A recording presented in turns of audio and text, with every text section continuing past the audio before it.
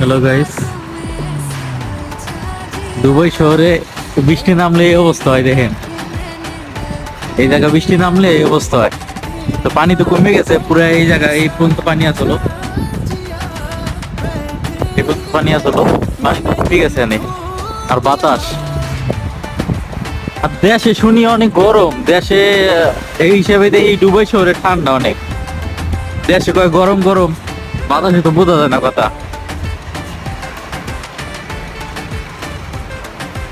দেখেন পানি, পানি নামে গেছে, অনেক পানি ছিল, পানি এখন নামে গেছে দেখেন।